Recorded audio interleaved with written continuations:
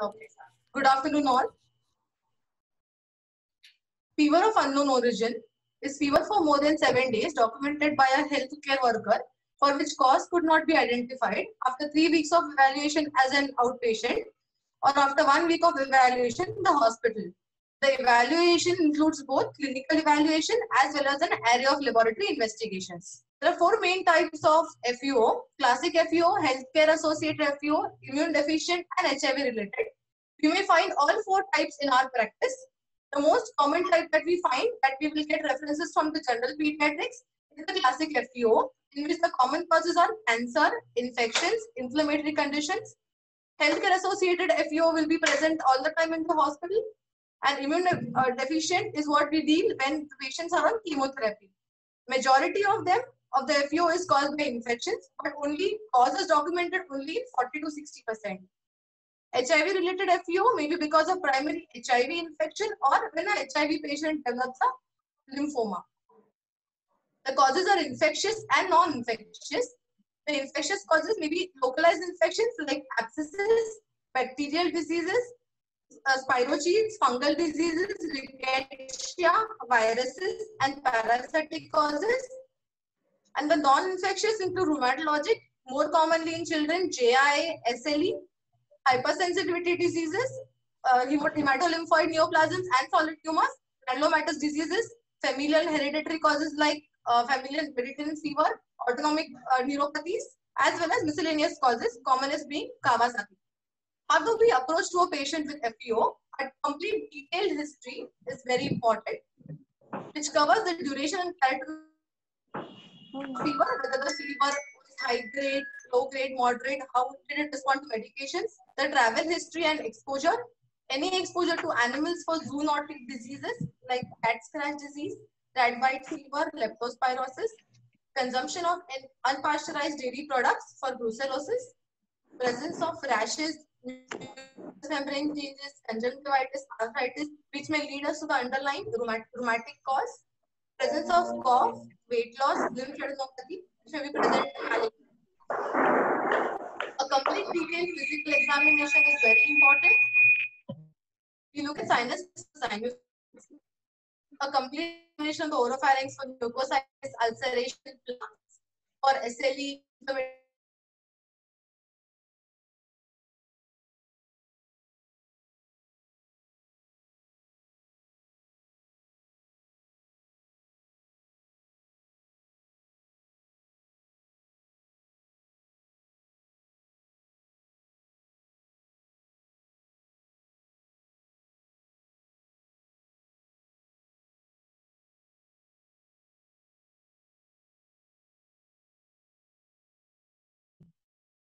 When we get a patient with fever, lymphadenopathy, and suspect a hematolymphoid malignancy, it may be leukemia or lymphoma, we will work them accordingly, and both can lead to malignancy-induced HLH.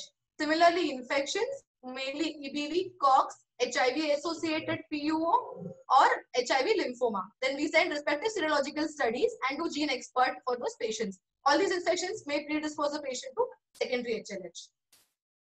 If there is benign lymphadenopathy, it could be Kikuchi-Fujimoto, where there is necrotic histiocytosis with carrier exists. There is Rosite-Hoffman disease, where there is sinus histiocytosis. In this classical, we will have pale histiocytes with emperipolysis. They would have engulfed lymphocytes, which are reactive to S100. Also, Castleman disease, which is multisystem lymphoproliferative disease. Further on, if lymphadenopathy is associated with rash and joint pain, suspect autoimmune diseases like JIA, SLE, and work them accordingly. These, when they flare, they can cause macrophage activation syndrome. Similarly, PID, we classify the PID and look for HLH. If there is associated hemolytic anemia, then it may be ALPS. Then for ALPS, we send DCT, ICT, and send double negative T cells. These T cells will be negative for CD3 and CD8. Also, primary HLH would be considered here and worked up accordingly. If a patient presents with fever with rash, then infections are suspected, mainly Rickettsia, parvovirus, HHV6, and we send serological studies for the same. Autoimmune disease like JIA, SLE, work up accordingly. It can be drug induced. A variety of drugs can cause drug fever as well as rash. Common being cephalosporin, sulfonamides, NSAIDs, methotrexate, and anti-epileptics. It can be Kawasaki disease. Then we do CRP2D echo to clear diagnosis and look at how it progresses. Also LCH, when a child with fever, hepatomegaly, and rash presence, maybe LCH. We do skin biopsy, bone marrow aspiration, and biopsy. Do a IHC on that, and also do a PET scan to see whether it is single system or multi-system disease. We are very familiar with this chart in a patient on chemotherapy. If the patient has febrile neutropenia, we evaluate, do a in-depth physical examination, look at all hidden sites, take blood cultures, send urine for routine microscopy and culture, take chest x-rays, and do baseline liver function and renal function tests, and immediately start the patient on empirical broad spectrum antibiotic. Then classify whether the patient is high risk FUO or low risk. Patient is a low risk FUO when we anticipate that the neutrophil recovery will be within the next 7 days. So we can consider stopping antibiotics. This patient has become febrile, all cultures are negative, and the ANC is rising. Or we stop the antibiotics once the ANC goes above 500. If the patient is a high risk patient and fever, we observe the patient at 7 days. If at day 7 patient is febrile plus but still granulocytopenic, we continue antibiotics until recovery of neutrophils. But the patient remains febrile in spite on first sign of antibiotics. And we have to antibiotics as per hospital policy, and persistent fever at antivirals. After all this, there is fever, and we're all confused. Only 40 to 60% will find a cause, and all blood cultures we never get the growth. So there may be culture negative sepsis. In such conditions, we look at hidden sites like pyelonephritis, perirectal abscess, sinusitis, intra-abdominal abscess. We do a bone marrow culture if indicated. We look at 2D for development of infected endocarditis and CNS infection. In that case, we do CSF analysis and do MRI brain. Fungal infections are very common. All patients are not on antifungal prophylaxis. So we do look at hidden sites of fungal infection. We do CT brain, paranasal sinuses, HRCT chest, CT abdomen. Look at USG abdomen for hepatosplenic candidiasis and a fundus examination for candidiasis. Viral infections, commonly parvovirus and cytomegalovirus. We send PCRs for them.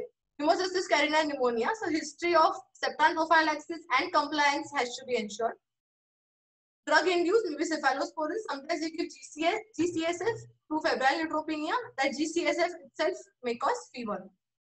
They generally have a central line, either a PIC or a HICNI or a port. So central line related complications. There may be a biofilm or catheter related thrombosis.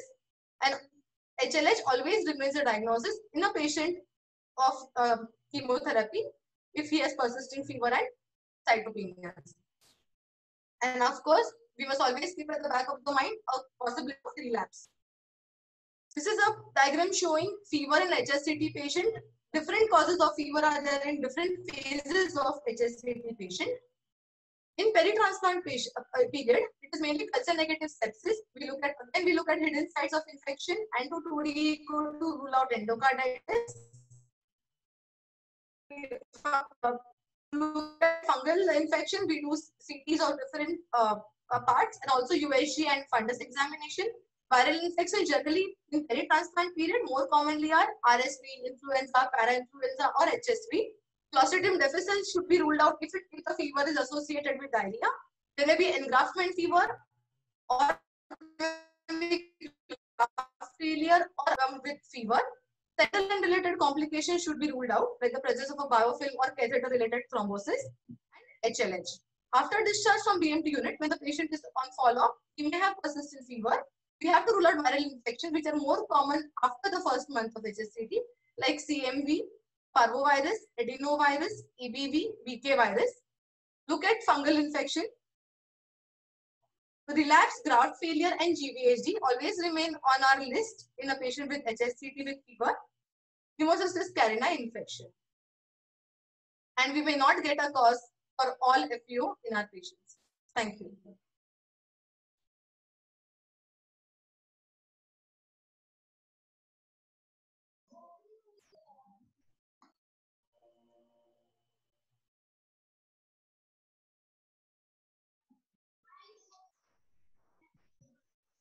Dr. Ratna Sharma can.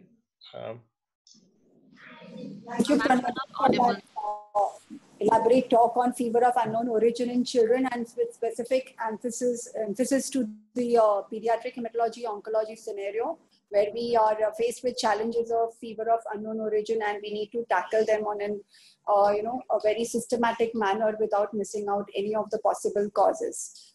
We now move on to the case-based discussion, and I would like to now introduce again Dr. Mukesh Desai and Dr. Manisha Markaikar, who are there with us as experts today. I think some of you must have missed the starting of the program. So Dr. Mukesh Desai is the Chief of Division of Pediatric Immunodeficiency Diseases at the B.J. Wadia Hospital for Children. And he also is a practicing hematologist, oncologist in the city of Mumbai, attached to multiple places. He's a known figure in the field of primary immunodeficiencies. And with him, we have Dr. Manisha Markaikar, who's the director of the NIH Center at Mumbai. She's a senior scientist and has been instrumental in establishing the PID clinic in Mumbai, and has done a lot of work with the PID clinic at Wadia. We are lucky to have both of them today with us as experts, and both of them in the city of Mumbai to help us to deal with patients with PID. So welcome Dr. Mukesh and welcome Dr. Manisha to this online session of PHO chapter's teaching program for the trainees all over the country. So the cases will be presented by two fellows at our center, Dr. Amit, who's a second year fellow doing the IAP fellowship at our center, that is the CTC PHO BMT center at Mumbai.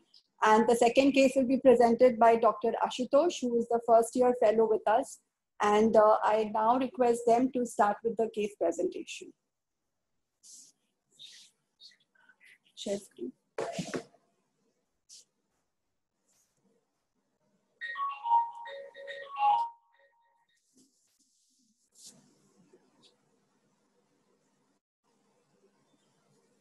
So as this screen is being shared, the topic was specifically focused to be how to investigate in HLH, and we will be talking about only investigations today, and as planned we will be doing the treatment component later.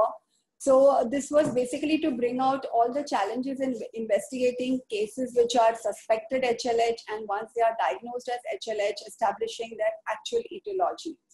HLH, as we know, is an aggressive and life-threatening syndrome of excessive immune activation. And to understand how to investigate HLH, it is equally important to understand the basic pathogenesis of the disease.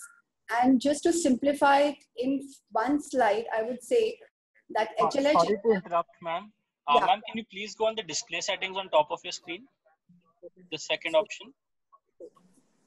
And just click on duplicate slideshow. Yes, ma'am. Yeah, better? Just a second, ma'am. Thank you. Yeah. So just to simplify it in one slide, why we need to understand the pathogenesis before we actually try to understand the investigations in HLH. We need to understand that in HLH there is decreased or absent function of NK cell and the cytotoxic T cells, which actually enable to clear the causative factor presented by the antigen presenting cells, the antigens. And this leads to an uncontrolled, one second.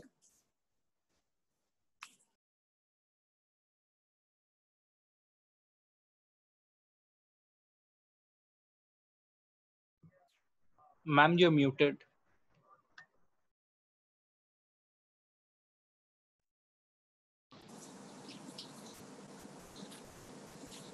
Increase volume karo na. Yes, ma'am, we can hear you now. So this leads to uncontrolled immune activation, and we need to actually do investigations to understand the extent of immune activation. Second part is that when things go wrong after immune activation, there is proliferation and activation of benign macrophages, which causes organ damage. So we need to do investigation to understand the extent of this proliferation and activation process of macrophages and the extent of organ damage. So all these investigations need to be done to actually understand the extent of the pathogenesis, how much has gone wrong, and then finally the genetic workup to know whether these are primary HLH or not. Today we have Dr. Mukesh Desai, and it's a pleasure that he has shared some of his slides to go into the the detailed aspect of pathogenesis, which will help us to understand the investigations as we proceed. Dr. Mukesh Desai, all yours. Okay, good afternoon, everybody. Can you hear me? Yes, sir, we can hear you. Okay. So I've been given exactly 5 minutes by Ratna to tell you about the pathophysiology. And to me, HLH is something like DIC. It's an interim mechanism of disease and not an end disease process by itself. So there are several components to what is HLH, which Ratna has already highlighted for you. One is there has to be a pathological immune activation, which has to be triggered by some event. It could be primary or genetic, or it could be secondary. And there should be immune pathology. What is the hallmark is that the immune activation should result in extreme inflammation and immunopathology. And if there is one slide, can I have the next slide, please? If there is one slide which can tell us the spectrum of HLH which you're going to see. So here you can see the familial causes for HLH, including the pigmentary dilution, the perforin, the granzyme, the UNC13B syntaxin binding protein syntaxin 11. So this we all are very well aware of the primary cause of HLH. But we also know that impaired control of viruses because of immune deficiency. One of the classical examples is an X-linked lymphoproliferative disorder because of HS2D1A deficiency, which results in HLH. Then we have impaired autophagy like in CGD or a NEMO deficiency, which can also give rise to a mimic-like HLH presentation. Then immune dysregulation with mevalonate kinase and other disorders can also present something like HLH. And today we also know that certain inflammasomopathies like NLRP4 or NLRP12, NLRC3, which can also result in a pathophysiology which is exactly like an HLH, and you may confuse it with an HLH. And the pathophysiology is slightly different. So we, after knowing the pathophysiology, we may be able to know how to direct our therapy for this patient. Can I have the next slide, please? So this is one table which of Michael Jordan, which really tells you the etiology, the immune activation and abnormal immune pathology. And I think this is one table which you must always keep in mind. So the first table shows you the predisposing immune deficiency, which we just talked about, and which gives you confirmatory things like a genetic test. So basically HLH is a defect in NK cell or cytotoxic cell function. And this results in undue immune activation, and the process of immune activation can be recognized by presence of fever, organomegaly, elevated ferritin, soluble CD25 because of which of T cell activation, and soluble CD163. And the abnormal immunopathology can be seen in terms of cytopenias, activation of the immune of the coagulation pathway with hypofibrinogenemia, increased triglycerides, hemophagocytosis, hepatitis, and CNS involvement. Can we go to the next slide, please? So this is what happens when an NK cell or a cytotoxic T cell meets its target organ, that is the virally infected cell. They form an immunological synapse. Upon formation of synapse, they result in formation or polarization of the cytotoxic granules, which contains perforin and granzyme, towards the immunological synapse. Next. The granules release its content, the perforin goes and perforates and forms a lytic synapse. And through this lytic synapse, is the granzyme which enters inside and induces apoptosis in virally infected cell. This is exactly the process which is happening in detail at the immunological synapse. The vesicle, upon activation, undergoes vesicle maturation, granule polarization, vesicle docking, vesicle priming, and vesicle fusion, and releases the perforin, which perforates the target membrane and forms an pore through which granzyme enters and induces apoptosis in the infected cell. These are the various proteins which are important in this process of granule exocytosis, and defect in all of them give rise to the same basic pathophysiological process of immune hyperactivation, and immunopathology resulting in hemophagocytic lymphohistiocytosis. Next slide. So there is a cytokine storm. There is formation of excess cytokine, and this cartoon shows you what different cytokines play an important role in this. The most important cytokine is, of course, the interferon gamma. Interferon gamma is the signature cytokine in HLH, and it is responsible not only for the fever, for the hemophagocytosis, for the macrophage activation and antigen presentation, and sometimes coagulopathy and hypogammaglobulinemia. The IL-1 beta is primarily responsible for fever and hyperferritinemia, and TNF alpha is responsible for hypertriglyceridemia because it suppresses the lipoprotein lipase enzyme. It is also important for triaditis or transaminitis. It also causes hypogammaglobulinemia and hypofibrinogenemia and DIC-like manifestation. IL-6 is very important because we have an actionable target over here and results in marked acute phase protein elevation, fever, anemia.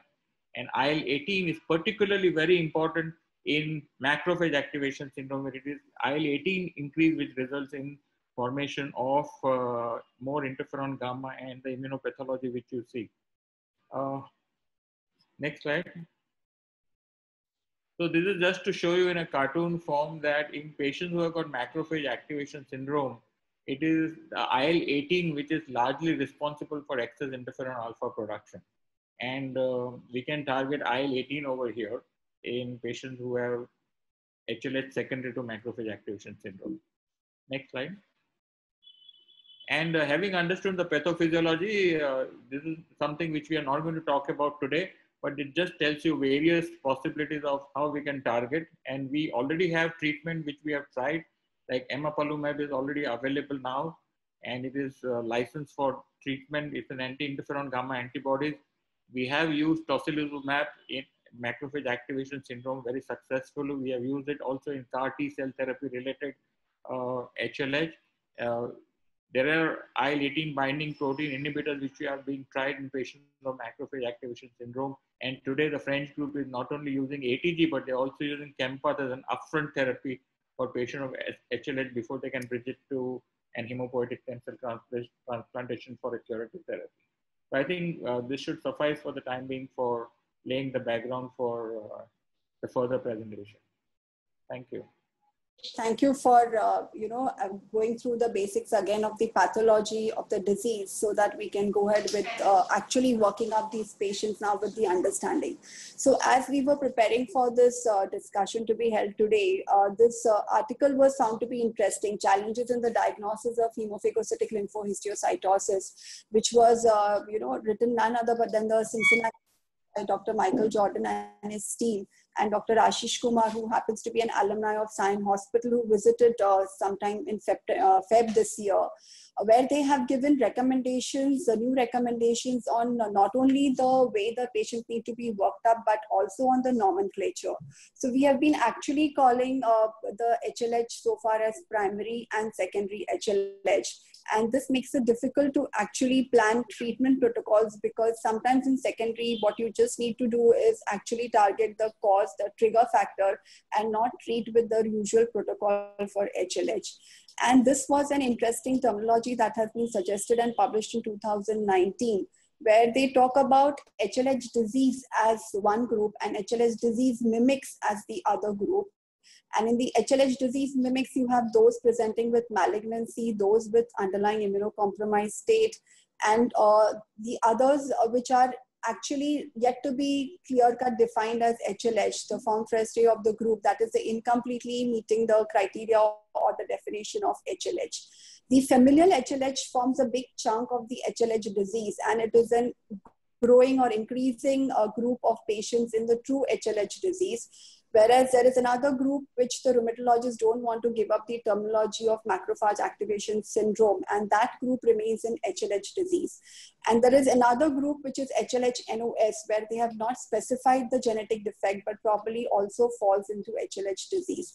So the disease and the disease mimics have to be actually clearly understood to proceed with the diagnosis, and therefore investigations have to be done in such a way that this clarity is brought out and the patients are managed correctly. So this was an interesting interesting article, good for reading for the trainees here.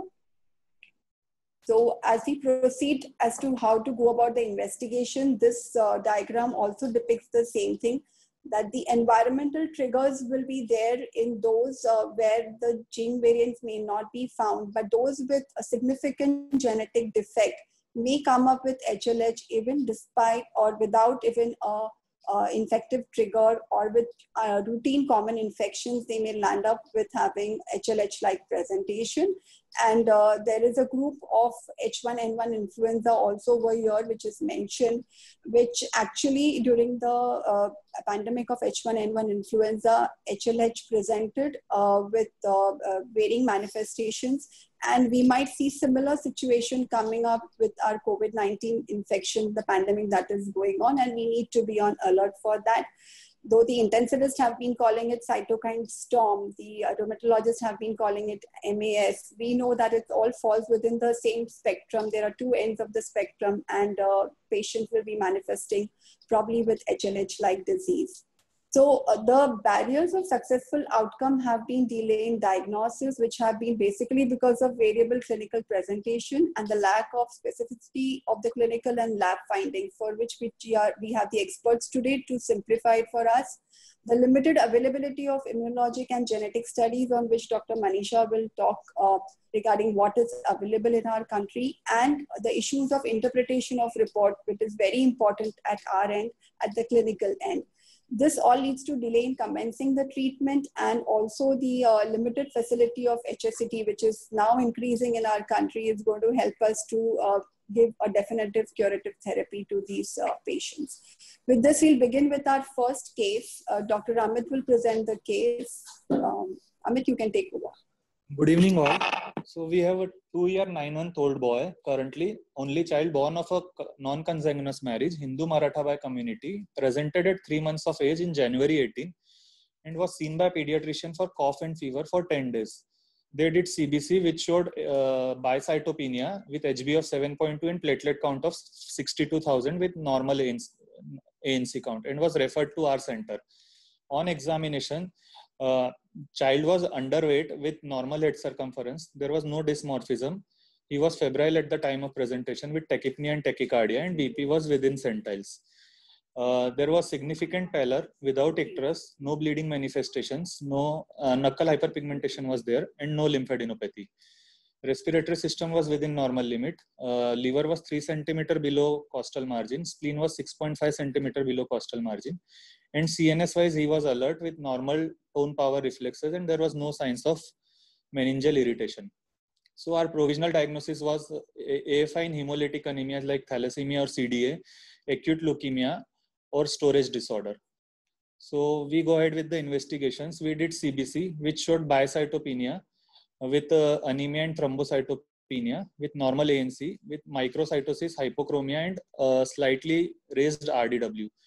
We did peripheral smear revealed hypo, micro, NISO without evidence of blast, abnormal cells, or parasites, and there was no hypersegmented neutrophils.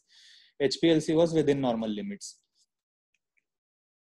Then we did biochemistry was normal apart from LDH, which was slightly elevated, and CRP, which was elevated 98 milligram per deciliter. So child has persistent fever spikes with a negative blood culture and other fever workup. So we thought of HLH and with the background of organomegaly fever and worsening cytopenia. We did ferritin, triglyceride, and fibrinogen. Ferritin and triglycerides were elevated, and fibrinogen was normal. So we thought of HLH. We did bone marrow for the same, and which revealed presence of hemophagocytosis, which was depicted in picture. So from HLH 2004 research protocol, our patient meets the criteria of HLH with fever, organomegaly, cytopenias, hypertriglyceridemia, ferritin, and hemophagocytosis in the bone marrow. What was the fibrinogen level? Yeah, yes. So, with the background of this case and the understanding that there are certain things which have been listed in the diagnostic criteria, And but there are a lot of other lab abnormalities which are known in these patients. I would like to know from the experts what would be the lab criteria or lab abnormalities which you will actually give importance to, other than those listed in the criteria, and the ones which have been selected in the criteria based on what sensitivity and specificity have they been selected. Dr. Mukesh? Can you go back to the slides for your criteria? Yeah. Okay, so this is the old criteria, which is HLH 2004 criteria. And then there is one Filipovich criteria, which I had shown you in that table, which I think is a wonderful table of Michael Jordan, in which it is highlighted in bold about, they are the one which are actually very simple to follow. They are applicable in our clinical setup because they are more clinical. The tests which they use are something which we can, which is available to us, except for one or two, which is not readily available to us. So in this child, if you really notice, he has got very mild fever, but he does have failure to thrive right from even at, and you know, his ferritin is very significantly high. So besides the cytopenias, which are extremely important to suspect the possibility of an HLH in this setup, I think the most important investigation which should really push us to investigate further is the presence of triaditis. That is the first thing. This child, unfortunately, the liver functions are entirely normal. Presence of hyponatremia is another thing which is, I think, very, very important, which we should not miss out on, or it is not in the part of the HLH protocol. It is not a part of the HLH diagnostic criteria, but it has now been included by the French group. That is something which we should always look at. So if this setup, if you are suspecting an HLH, then I think the first thing which we must do is do a ferritin. We should do a triglycerides, and we should do a coagulation profile and look for fibrinogen and D-dimer. I think this is the minimum thing which we should look for. And hyperferritinemia would definitely make you suspect. Now we all know that the diagnostic criteria, you say the ferritin should be more than 500, but I think any ferritin which goes more than 3000 would tell you that there is a very high probability of a primary HLH, and if it goes beyond 10,000, I think then you could be reasonably sure that you would probably be dealing with an hemophagocytic lymphohistiocytosis. Now the importance is that because sometimes when you do a marrow, you may not get a hemophagocyte as classically as you saw in this patient. So absence of hemophagocytosis does not rule out the presence of an HLH, and that is something which we need to always keep in mind. So all these parameters really become very important. Hypofibrinogenemia is also a very important parameter, and it is present in almost 70 to 80% of patients. Hypertriglyceridemia is present only in about 50 to 60% of patients, not always present in everybody. But something which I want to emphasize over here is also that in the liver dysfunction, which this child did not have, we should not forget to look at the gamma GT. Very often in pediatric, people ask for LFT, but they don't do the gamma GT. The gamma GT is a very sensitive marker, and it gets elevated with cytokine injury to the biliary canaliculi. So gamma GT elevation is also, besides triaditis, which you see, an important marker in HLH. So these are something which I would look at. The ferritin is high, naturally go and do a bone marrow examination, and probably seeing the hemophagocytosis will probably tell you that this is what you are actually dealing with, and you would make a therapeutic intervention before you send all the tests for finding out the etiology of HLH. It summed up, Dr. Mukesh. Just 2 or 3 mentions about. Can I add one point? Maybe at the time of presentation, patient may not fulfill all the criteria. Some of them are progressive, like hemophagocytosis, and drop in cytopenias. So you have to monitor if you're strongly clinically suspecting. Maybe it is worthwhile repeating the test. And see, for especially cytopenias may not be present at the time of diagnosis or at the time of presentation, but a progressive drop in count may also indicate, especially in the macrophage activation syndrome. The drop in means platelet count less than 1.8 lakhs is considered as abnormal. So progressive cytopenias is another, all the criteria may not be present at the time of diagnosis. Some of them may emerge as the patient progresses. And if the patient is on steroids, or has received some immunosuppressive therapy, especially ferritin levels can drop drastically. So you have to look at the treatment part of, I mean, what medicines the patient has received before interpreting the results as well. A good point that we should look at the trend of the counts before actually looking at the criteria being fulfilled and raise our antennas. Also at the macrophage activation syndrome, the criteria are totally different. Dr. Ashmi Dalvi has put in the chat box about the high serum LDH as a surrogate marker. So any cutoff values mentioned for serum LDH which would be helpful? Any comment from Dr. Mukesh or Dr. Manisha? Any specific cutoff? We have never used LDH as a specific cutoff markers to suspect HLH. So I mean, I see. Yeah, so there's a lot of literature available on various lab parameters and their sensitivity. I think around 500, more than 500. Yeah, they may not have a very high specificity to be, actually considered as true cutoffs. So the studies which were done, which especially a very high ferritin, yeah, very high ferritin, more than 10,000 has more. It is especially in pediatric patients. You cannot apply that in adults because adults, even secondary HLH can have very high ferritin levels, but more than 10,000 ferritin levels strongly suggest a primary HLH in pediatric patients. Yeah. So this was a good study which was done by Texas Children's Hospital, and they also found that the cutoffs of more than 10,000 had a sensitivity of up to 90% and a specificity of up to 96%, and therefore this could be used, as true cutoffs for serum ferritin for HLH if you really want to be very specific about the diagnosis.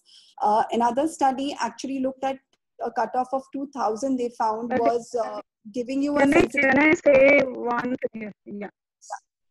Yeah, Manisha. You cannot actually restrict yourself to 10,000 when you're talking of HLH because we have seen that ferritin may vary from just above the normal range to maybe more than 1 lakh. Yeah. And nearly 70% of our cases have less than 10, even familial HLHs have ferritin levels of less than 10,000.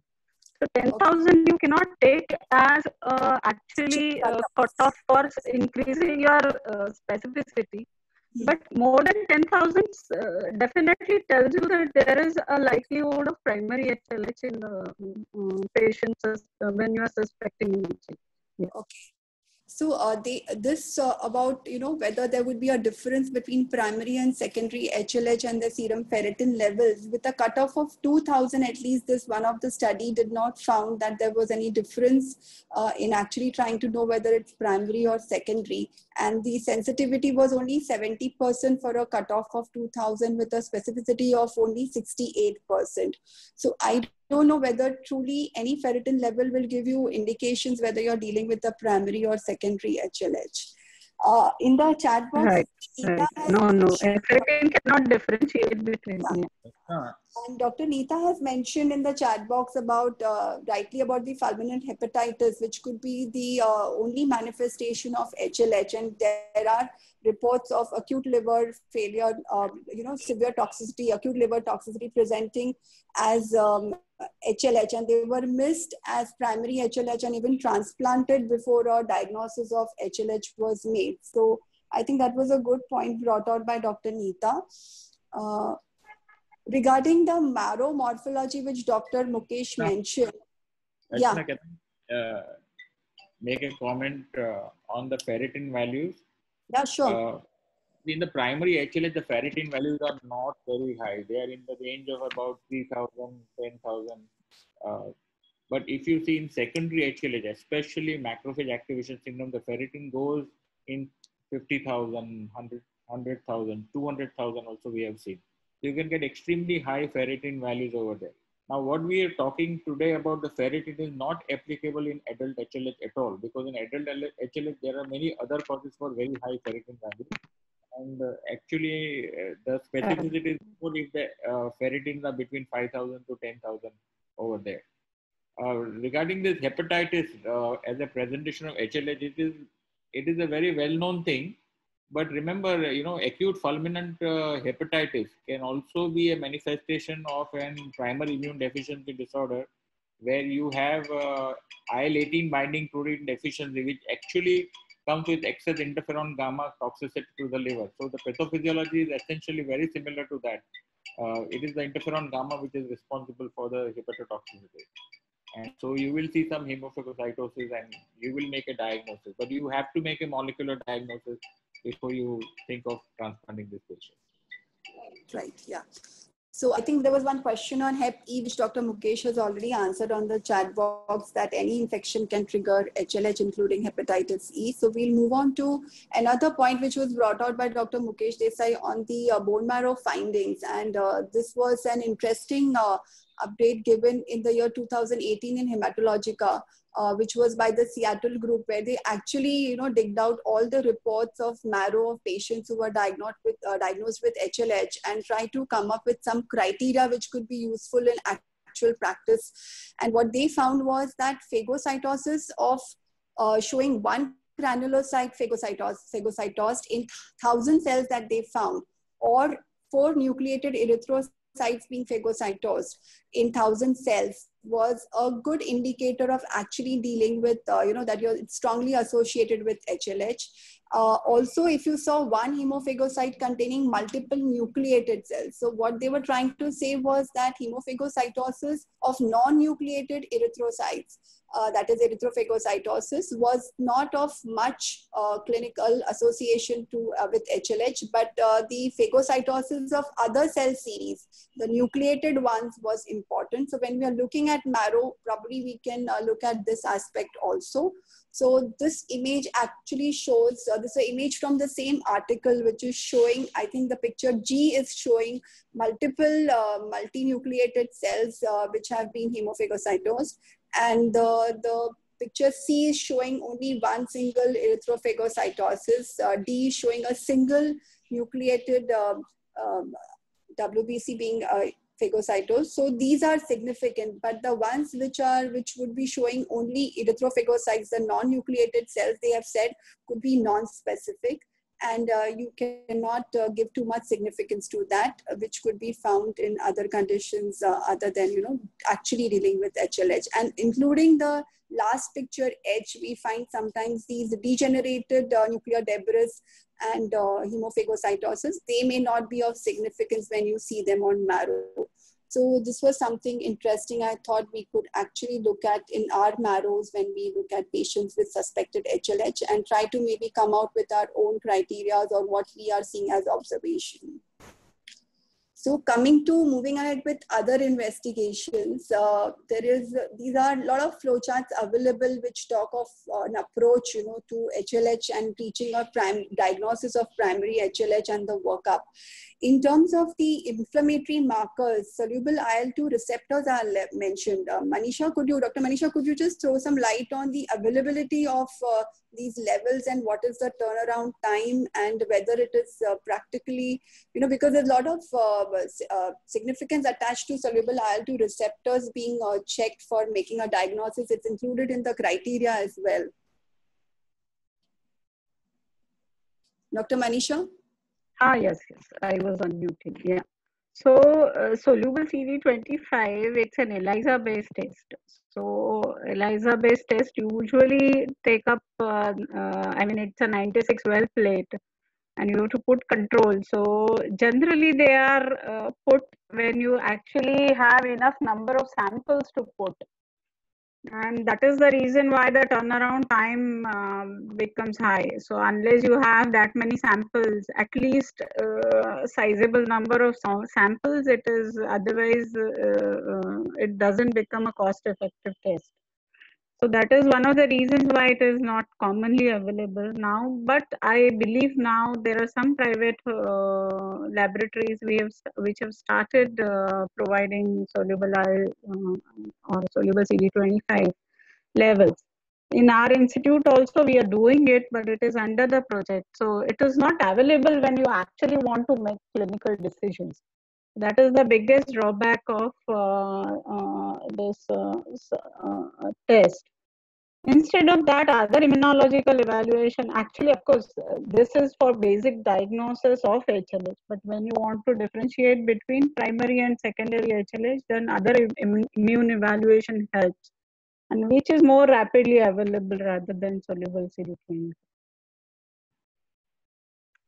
CL9, IL-18 and T-cell HLA-DR, which are also mentioned, which are more required actually to differentiate between macrophage activation syndrome and primary HLH. Any comment on that, Dr. Manisha or Dr. Mukesh? Well, These are... Go ahead. Yeah. Go ahead. No. These are also means we have the facilities for doing it, but we are not providing as a diagnostic test. Again, because they also are done by ELISA or similarly complicated platforms. So cannot be done easily day-to-day basis on a single patient. HLA-DR can be easily studied, and we actually had tested this marker, and this is a useful marker to look at on CD8 T cell. And now actually we have done it on few patients, and we are planning to put it in on the panel as one of the screening panels for HLA. So HLA-DR definitely can be done. Yeah. And can you tell us about the interpretation of T-cell HLA-DR also, since it would be available? How would be interpreting it? Interpretation is it just tells you that it is your T cells are activated. Beyond that, it cannot tell you anything. So it has to be interpreted in the clinical context. There are normal ranges that are available, and beyond that, if you have elevated HLA, abnormally elevated HLA-DR, it just suggests that there is a T cell activation, but it is not a specific marker. I think HLH, there are no tests which are specific for HLH apart from the tests that are available for primary HLH, that is perforin, granule release abnormality, and so on. Other tests that are used for diagnosis are always to be used in the clinical context. So individually, they cannot give you whether this is going to be HLH or this is not going to be HLH. Has to be interpreted in the clinical context and with other parameters. Dr. Mukesh, one question to you regarding CNS evaluation. Give you a clinical perspective to this. These tests are of no value for us. We don't get the test when we require it. Soluble IL-2 receptor and HLA-DR just tells you about T cell activation, like ferritin tells you about macrophage activation. Right. So I think the other test which might be of value to us, is doing cytokine level. No? So IL-18 would be important when there is a doubt whether you are dealing with an inflammopathy or a macrophage activation syndrome secondary to an rheumatological condition, or you're dealing with a primary HLH. If you have that doubt, then IL-18 would be a very important cytokine for us. For primary HLH, I would very strongly recommend not to do IL-6 because IL-6 is of no value in primary HLH. Okay. So these are the two tests which I want to put it in perspective from our perspective. But what is important for us to do the viral markers? I think we would love to do all the viruses, especially the EBV, CMV. We would like to do the PARO. PARO is very common in our setup. We are seeing PARO-induced HLH very commonly. So from etiological consideration, doing this would be very important. I think a CSF may be justified to pick up an asymptomatic CNS involvement. I don't know whether brain MRI is really necessary. We have not been doing that unless the child is having a clinical symptomatology. But as Manisha said, I would rush for this as soon as the suspicion is in our mind and start the treatment without waiting for the report to come in. Screening for, you just mentioned about CNS evaluation. You said so we would love to do a lumbar puncture. Yeah. But we haven't been doing a brain MRI for our patients unless they have CNS manifestation, clinical manifestation. Okay. So the immunologic studies which are available, there's a whole list of studies which is mentioned. We discussed about soluble IL-2 receptors, then flow cytometry for surface expression of CD107 alpha, and flow cytometry for cell surface expression of perforin, granzyme B, and SAP protein and the XIAP protein for males. All these are available. Dr. Manisha, can you just tell us which ones, which would you recommend, and how would you interpret, and what is available at NIH and other centers in the country? So the test for evaluation of HLH can be divided. One is tests that help you to come to a diagnosis of HLH. Then there are tests that help you to differentiate primary HLH versus secondary HLH, and the tests which are important for identifying the trigger for HLH. So trigger, as Dr. Desai has already said, viruses is extremely important, and you have to aggressively look for the cause for trigger. Diagnosis of HLH, the tests are usually, except for soluble CD25 and NK cell cytotoxicity, both the tests are not available when actually the clinicians need it.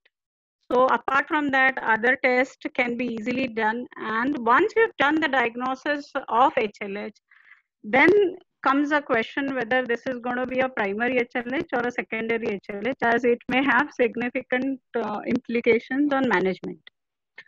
So when you are looking for primary HLH, the cells, the test can be divided into, one is phenotypic characterization of CTLs and NK cells. So one is you look at the numbers. Very often that you have lymphopenia and NK cells and cytotoxic T cell numbers, both of them are significantly low. Nearly 50% of our cases, there is relative proliferation or relative increase in CD8 or proportion of CD8 cells. But NK cells and other, there is a significant lymphopenia that is observed. On this cytotoxic T cells, you have increased expression of HLA-DR, PD-1, and other markers like CD25. You can look at porphyrin and granzyme expression. So porphyrin is an extremely important protein which is or a component of granules, cytotoxic granules. And porphyrin deficiency can lead to familial HLH type 2. And this is one test which is extremely useful and gives you a rapid diagnosis of FHL2. So if you have a porphyrin expression which is less than 10% with the normal granzyme B expression, is strongly suggested familial HLH, and you have to then take action according to that. Other tests that can be done are NKG2D subset, especially if you have an EBV driven HLH or CD27 expression, again for EBV driven HLH.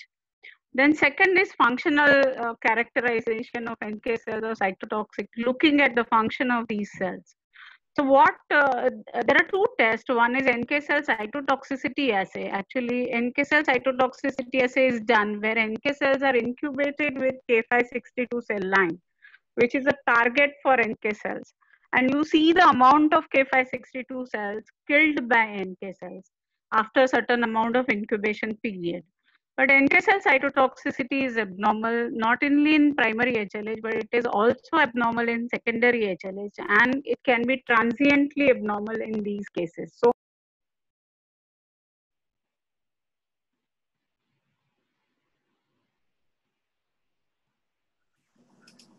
hello, I think we lost Dr. Manisha. Dr. Manisha, please unmute yourself. I think she's got muted again. Sorry. Ma'am, you're on mute again. Hello. Yeah, we can hear you. Can you hear me? Yeah, you can hear. Yeah.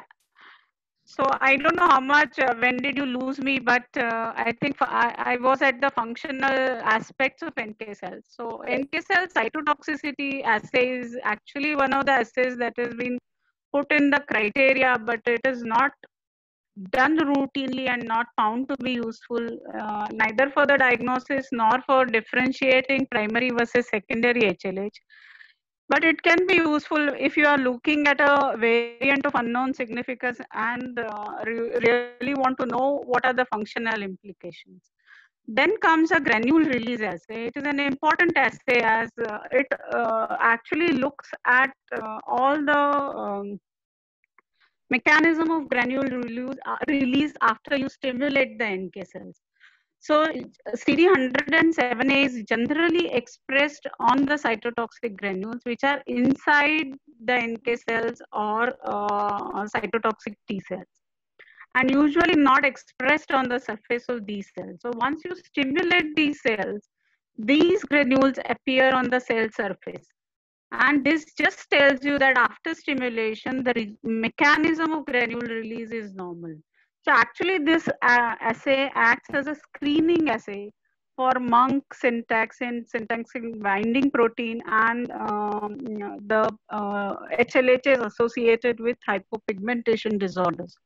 So if you have an clearly abnormal granule release assay, it strongly suggests that it is likely to be a primary HLH, which is associated typically with the granule release assay. Release abnormality. Then other assays, as we have already discussed, are some of the biomarkers which are used. And as Dr. Desai has said, that apart from ferritin, other biomarkers, apart from CD18, which is extremely important to differentiate between primary HLH and macrophage activation syndrome especially, other assays are not available routinely, and that is the biggest problem. Other assays that you should do is immunoglobulin levels and looking at the basic subsets. This is basically to differentiate other or identify other primary immunodeficiencies apart from primary HLHs. I think these are all the tests that are available at our institute, and there are many other parameters that you can look at, but these are some of the important tests that we are doing at our institute. That was really helpful, Manisha. And as Manisha mentioned that some of these can be done as rapid screening test, and you can actually shortlist what you're dealing with in terms of primary HLH also, and we can reach a diagnosis even before the genetic reports are available. So the turnaround time, Manisha, for these tests would be how much? See, these are rapid flow cytometry based tests. So these are actually available easily. The results can be available within 24 hours once the sample reaches the laboratory. Another important thing I missed out is CAP expression. So we are doing CAP expression by flow cytometry, and that is also as good as porphyrin test to identify XLP type 2. So porphyrin and CAP are especially the test which can help you in rapid diagnosis along with CD107A. Yeah. So good to know that, Manisha. Ratna. Yeah. Dr. Mukesh, you would like to add something? I just want to say that for the dilution syndrome like Griselle, Shediac, Higashing, examining the hair follicle, the hair under a microscope can give you the diagnosis on immediately. You don't have to worry about the CD100 yes, all those things. Yeah, so here the point. clinical thing would be really very, very important. Don't forget to examine the hair in such clinical scenario. Yes, yeah. So that's where we will discuss our case, and we'll show a flow chart which will, actually put up all these points together. Amit, you can continue with the case. Yeah. So since the child has presented in very early age and flare up with the small infection, we go ahead with the immunological workup, which suggests normal lymphocyte and immunoglobulin levels, lymphocyte subset assay and immunoglobulin level as per age. And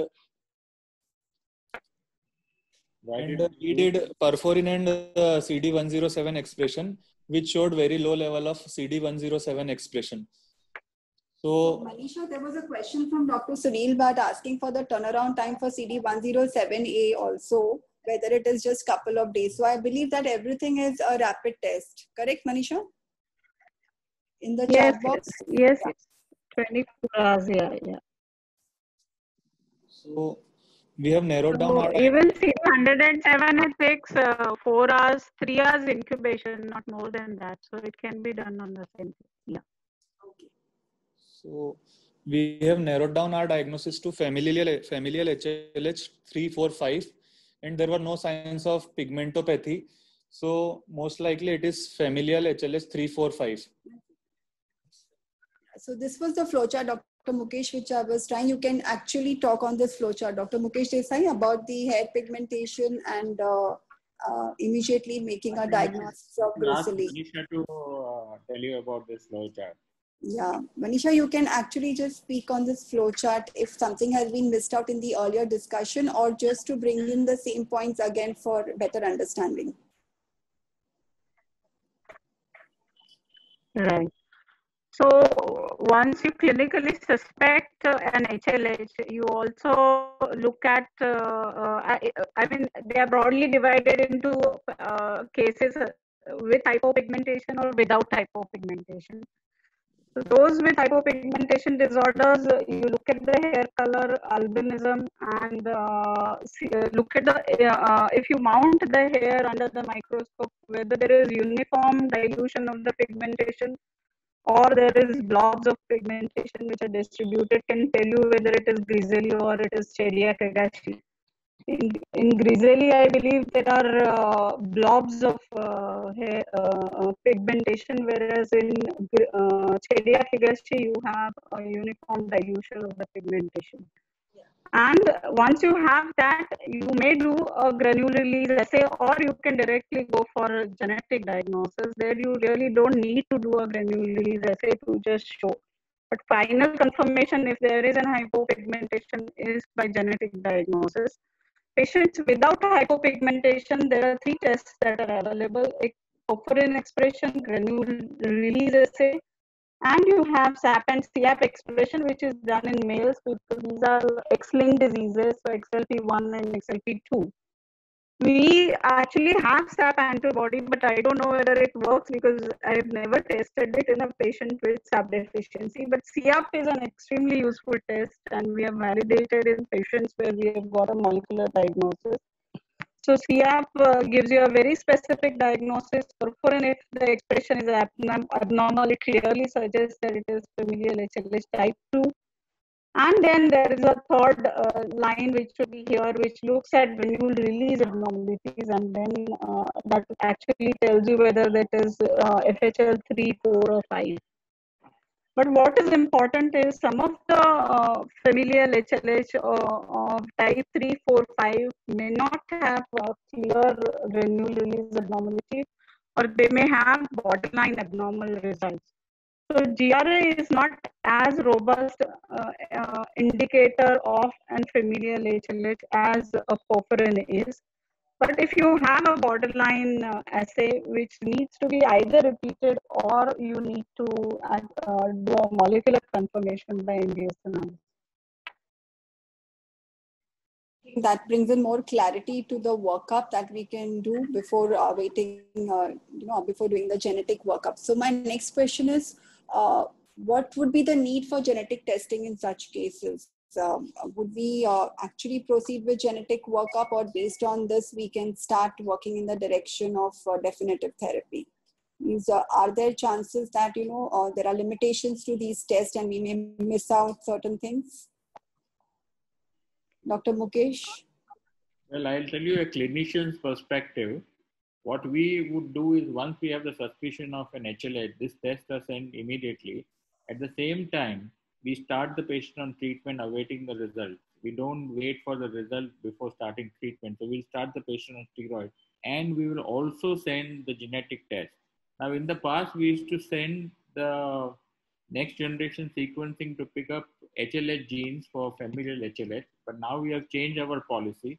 We send for a clinical exome for all our patients of HLH, because as I showed you in that second cartoon, you can see the number of mimics which can present like HLH, the number of inflazomopathies, the immunodeficiencies which cannot handle the viruses, especially if you have EBV on board. We have a huge number of differential diagnoses, including ZAP and SAP, and we have CD27, CD70, ITK deficiency, we have X-Men, and so many. The list is really becoming longer and longer. And so we become very aggressive. We start sending for clinical exome. So we look at the genetic diagnosis as soon as we get it. At the same time, we don't withhold the treatment. We start the treatment so that the treatment is never delayed. And by the time the results come in, we know exactly what to do at that particular time when the child is stabilizing. And we then bridge the patient, if there is a familial HLH, to go towards transplantation. So I think you need the kind of aggression which is necessary is very important to salvage the child and make it survive till they can go for a transplantation. So any genotype-phenotype correlation which would make us suspect familial HLH? Well, like early age of presentation, we should always think of. Perforin deficiency is present very early in life, and there is a history of consanguinity very often. We have a family history which is very often present in this patient, and most of the time we see them in less than 6 months of age group. We have seen it at birth also, and HLH and turning out to be perforin deficiency. While those with the granule release assay, very often they come to you later on in life, by second year, third year of life. They may come even later than that. They may have other symptoms, like especially monk 18-2 will have GI manifestation, and because the monk 18-2 is also expressed over there, and sometimes they also have deafness associated with it, which I think one of your patients had, and we learned it through that deafness can also be a presentation along with HLH. But we keep our mind open to all possibilities, because I think what our experience has taught us is that whatever may be the genotype, the phenotype correlation is not exact. And we never look at the age, whatever the age, we still do a genetic workup. If I have a 20-year-old boy who comes to us with an HLH, we would still do a clinical exome, because we won't rule out. First HLH presentation also, right? With the first presentation also. Yes. Yeah, okay, good.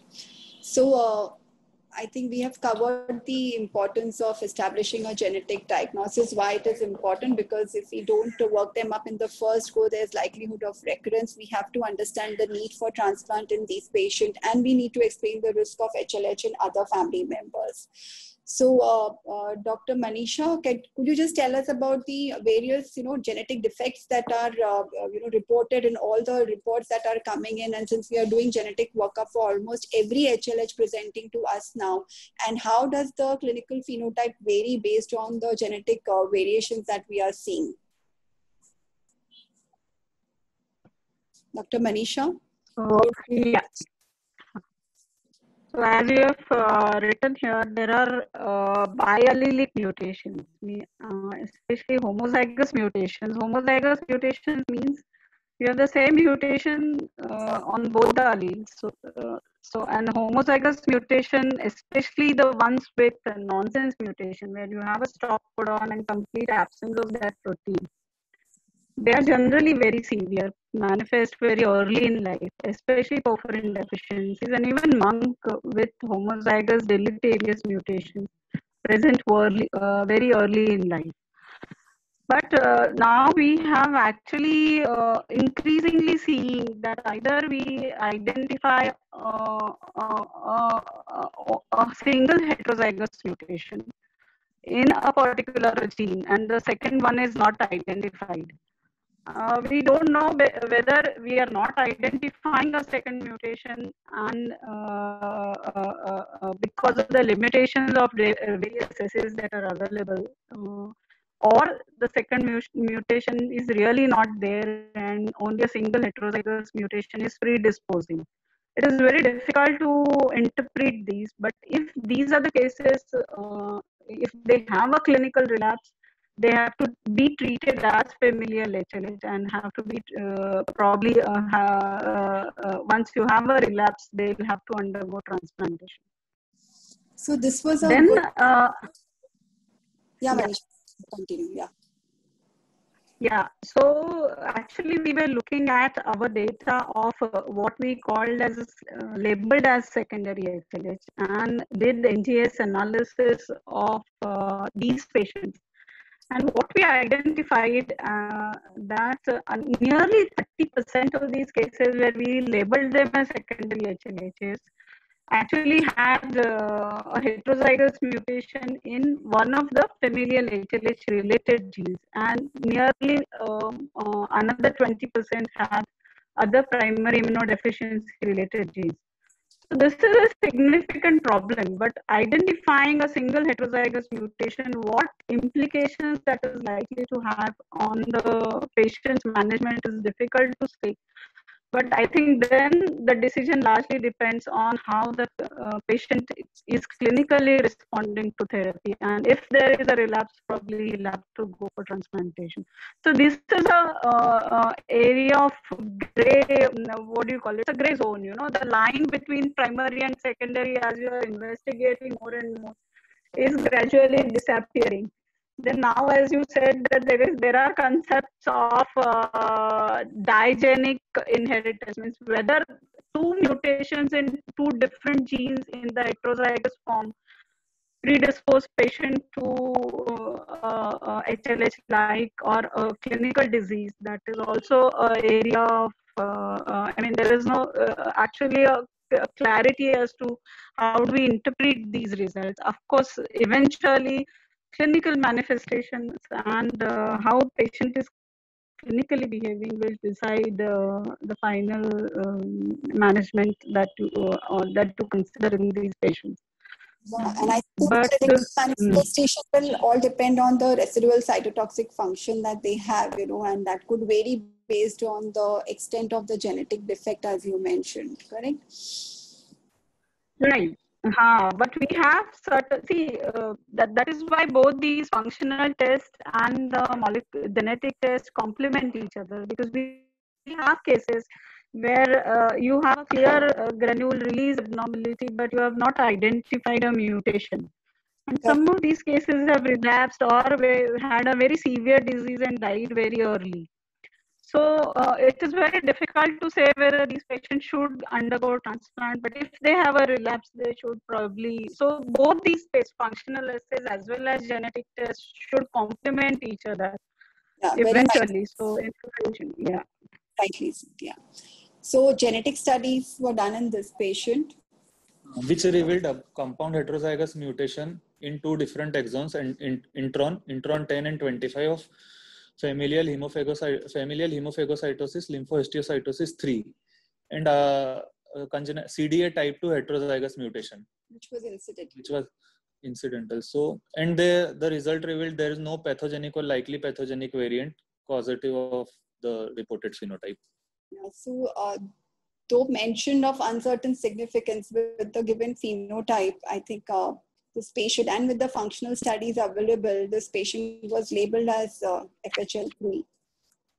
Just to update about the case. He received HLH 2004 protocol and simultaneously was worked up for HSCT. Since there was no availability of match sibling, match family or unrelated donor, he underwent haplo-HSCT with father in January 19 with trio flu and rabbit ATGS conditioning and post-transplant cyclophosphamide with CSA and MMFS GVHD prophylaxis. Currently, he is 1.5 year post-transplant HSCT and is doing well. This was just the update of the child because he was transplanted at our center and is doing well currently, which was very fulfilling. And an early diagnosis picked up at 3 months of age from by a referral from a general pediatrician, which itself was very good for the baby. So coming to case 2, we have some questions. Some of the questions will be covered also. Yeah, Dr. Mukesh, you had something to say? I just wanted to make one comment.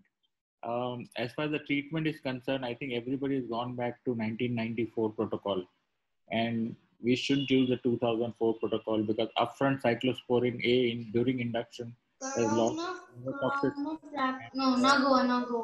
We have planned, I think, another session which will be focusing only on treatment aspect of HLH, and I think we can bring up these points in that session.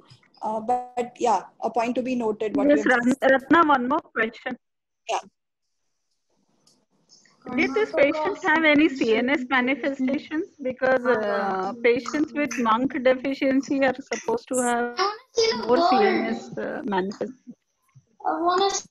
Be slightly irritable. Only slight irritability. Otherwise, lumbar puncture was normal. There was no CNS manifestations. So I think someone had asked, Dr. Vibha had asked about findings in CSF. So pleocytosis and little raised proteins is what is mentioned in literature, but this child had a normal CSF, and irritability at presentation was there, but then nothing very specific to label as CNS involvement. We did not do the neuroimaging in him at the time of presentation. We'll do the case 2 now.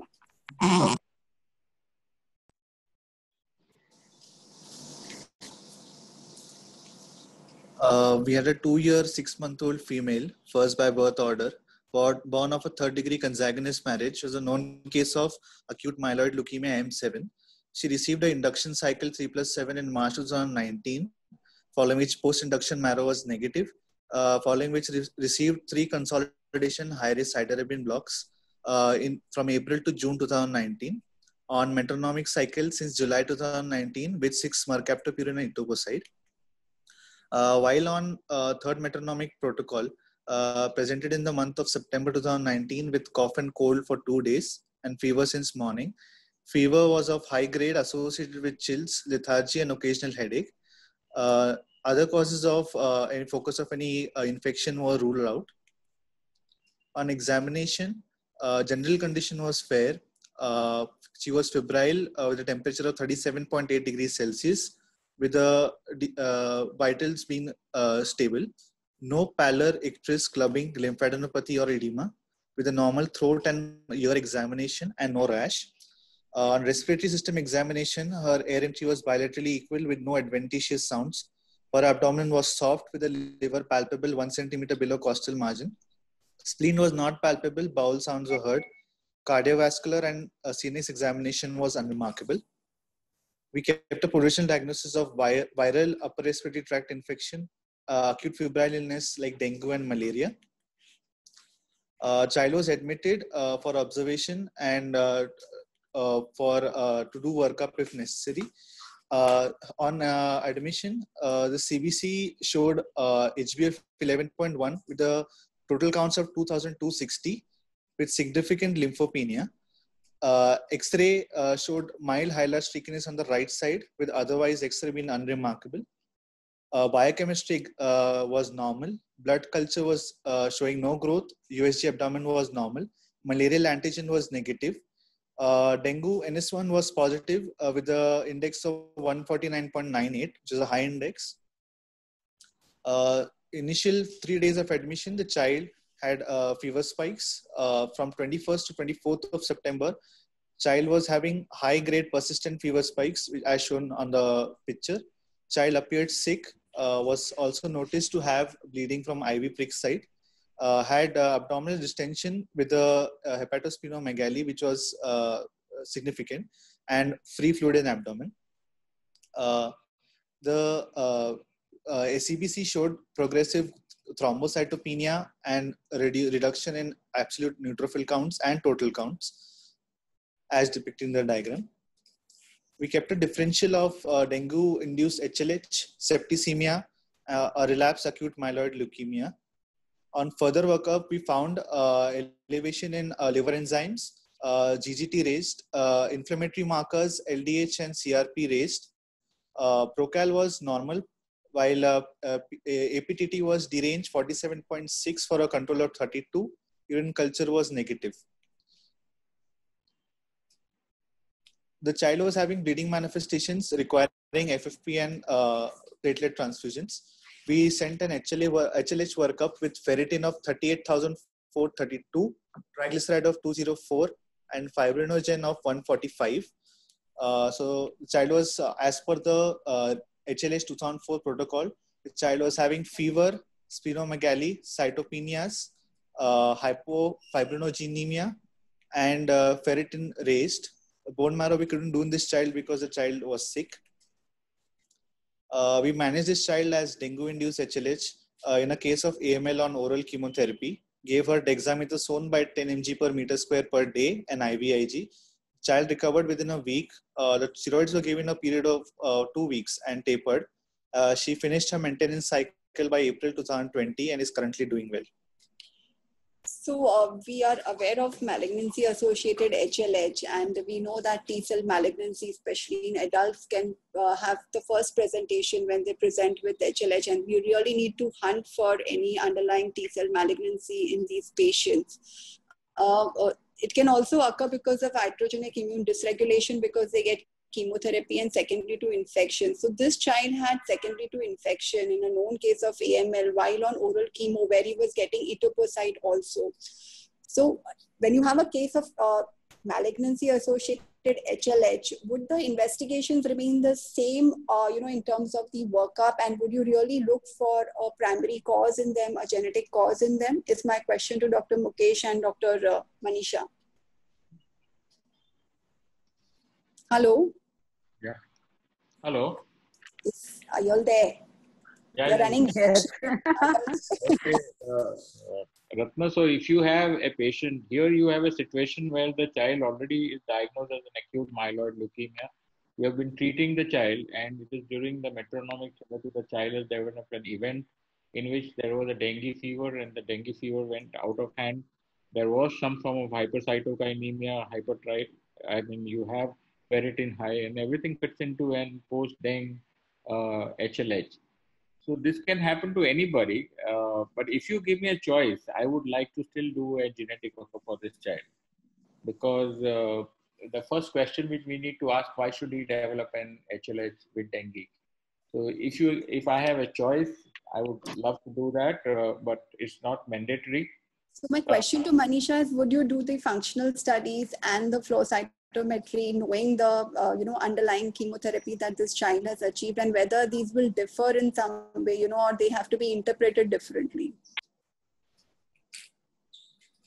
See, none of the chemotherapy or steroids actually affect perforin expression for sure. We are not really clear as to how much does it affect, how much effect steroids or immunosuppression has on granule release abnormality. But if you have a clearly absent or markedly reduced GRA, it will still support diagnosis of familial HLH. Borderline results with granule release abnormality need to be repeated, especially when the patient is on chemotherapy or immunosuppression. Okay, so a point to be noted. Or the better option would be to do a genetic workup, which will be faster, because anyways you will have to wait for the effects of immunosuppression to be known. So, correct. Yeah. That was my worry. but perforin is reliable. GRA may not be reliable. Okay, so perforin would be done, and we can actually rely on that. Good. So just to complete, the macrophage activation syndrome, where the cutoffs in SOGI are different because these patients have high counts, high platelet count as well. So their cutoffs are different. So we need to be aware of this when we are actually getting references for a suspected HLH in a patient who's already a SOGI. And the ferritin cutoff they have mentioned is more than 684, and AST more than 48, and triglycerides more than 156, and fibrinogen less than 360. So all this is just to complete the list of investigations in HLH in different settings. And there were questions regarding infections and HLH and whether you would do genetic workup. In the chat box, there were questions. So various infections which have been listed, I think there are a huge number of infections which have been listed which can present with HLH. Whether they have underlying genetic defect or not needs to be looked at after probably doing the functional studies. As Dr. Mukesh is saying, probably he would do it in all with the first presentation. And now we have our the pandemic causing virus, the SARS coronavirus 2 also, which could be implicated in causing HLH. Any thoughts on that, Dr. Mukesh? And any new reports on HLH with the COVID-19? Well, there are reports of HLH with COVID-19 already there. They're already published. The basic pathophysiology is what's happening in the lung is quite a bit of cytokine storm. And I think the therapeutic is also directed mainly towards cytokine storm. So all the injury which happens in COVID-19 is probably immunologically driven. And the most important cytokine here is IL-6. And I think the first choice of therapy is tocilizumab. You need 400 milligram in an adult, 1 or 2 doses, which would really help you prevent mortality. There's another molecule, itolizumab, which was used for psoriasis, the anti-CD6 monoclonal antibody, which has also been touted as a therapy for controlling the cytokine storm. But along with that, you have to give them remdesivir and plasma therapy. Manisha would tell you that what the results of the interim analysis of the ICMR study are. But if your patient antibodies are negative, you can do the antibody to COVID. If they are negative, then plasma therapy is worth a try. And there is an Italian study which shows that giving plasma 1 or 2 doses benefit those patients who have not developed antibodies by day 14 of therapy and who are not improving with remdesivir and tocilizumab. Yeah, So I think the treatment guidelines will keep evolving with time. Only focus was that we have to be alert to look at cases which might be, presenting as HLH. I don't know if Dr. Revati has joined with us because she's maintaining the registry, whether there have been any case reports from the pediatric hem-onc fraternity in the country, whether anyone has reported HLH in the current scenario of the pandemic. So I think we've discussed this aspect, and this also that genetic factors may be associated in some way, and we need to look up at all patients with any hidden or genetic cause for presentation as HLH. I think this picture was shown by Dr. Mukesh Desai also, and a beautiful picture in the journal Blood in 2018, where they have listed the pathophysiology and various genetic defects which can ultimately cause familial HLH, and the one in the center which are strongly associated with familial HLH. I think we have come to the end of the session and just want to sum up that, investigations would be required to facilitate the assessment of the extent of immune activation and the pathways involved, to understand how much is the organ involvement, and rapid screening tests for many of the genetic forms of HLH are available as enumerated by Dr. Manisha, and I think we should make the most of what is available, including the flow cytometric studies and the functional assays, which help us to shortlist the genetic defects. And ultimately a genetic study needs to be done to counsel the family, the relatives, the parents who could be heterozygous, and to plan a curative treatment for the child.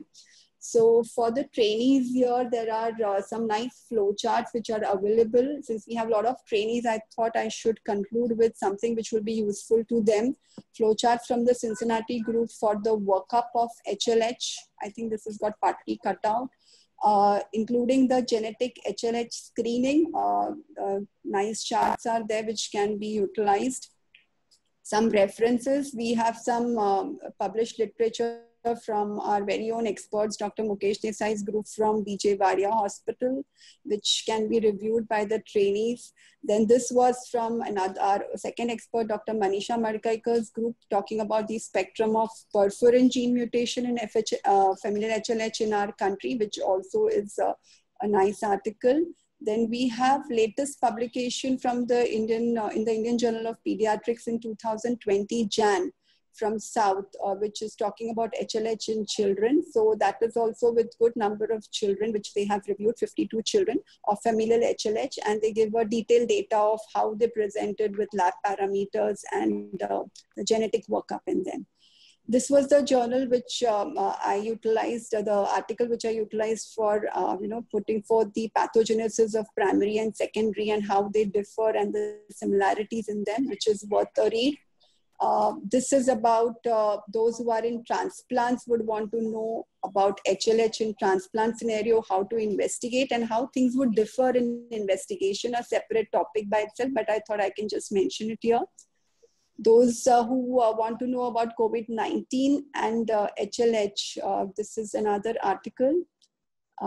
This is the article which I quoted earlier by Dr. Michael Jordan about the new nomenclature which they are trying to propagate, which is going to make the line actually go darker if we actually do the genetic test, and those which are incompletely diagnosed falling into one of the group, that is HLH disease or HLH disease mimics.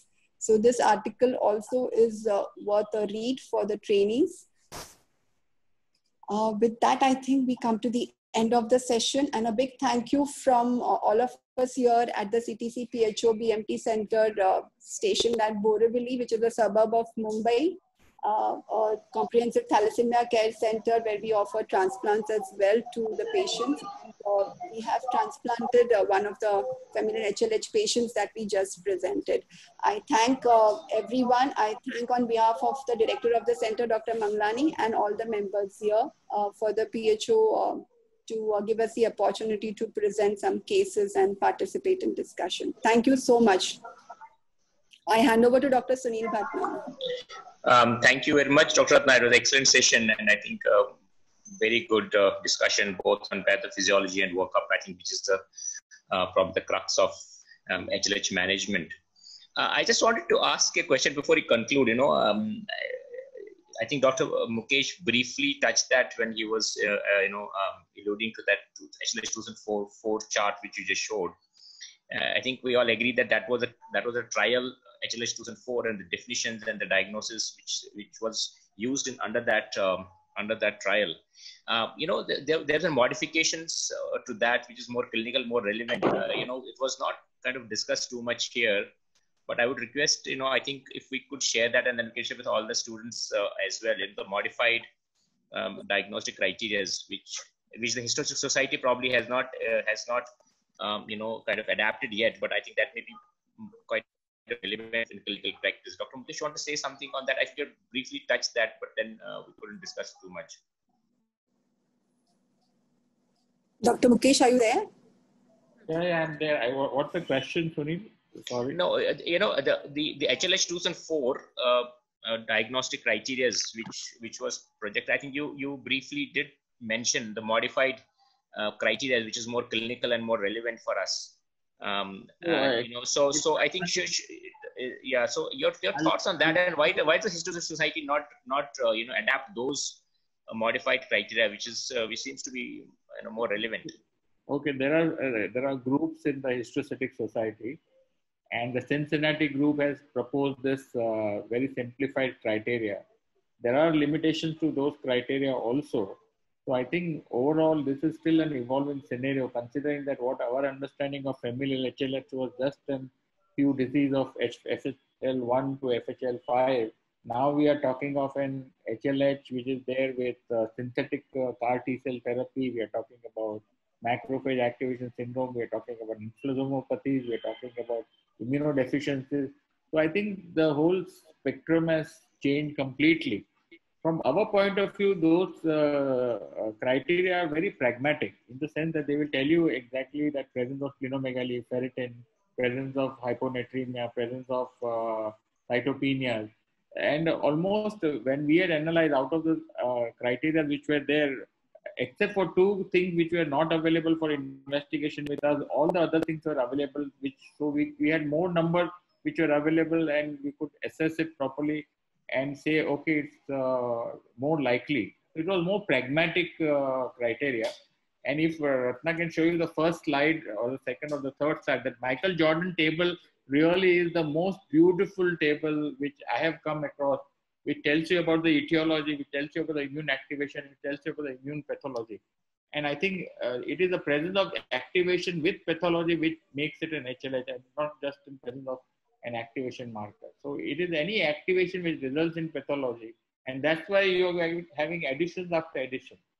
And we also need to appreciate that all of them things are different. We have a lot of actionable things, fortunately, because in rheumatological HLH we have actionable cytokines. For the NLRP4 we have actionable cytokines. So our therapeutics also would differ because of that. So there is a rift in the Histological Society, probably. That's why they don't adopt those pragmatic criteria.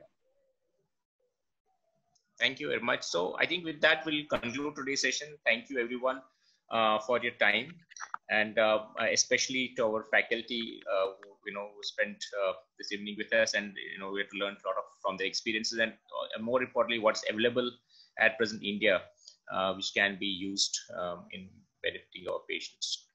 Mamta ma'am, you want to say something to conclude? Because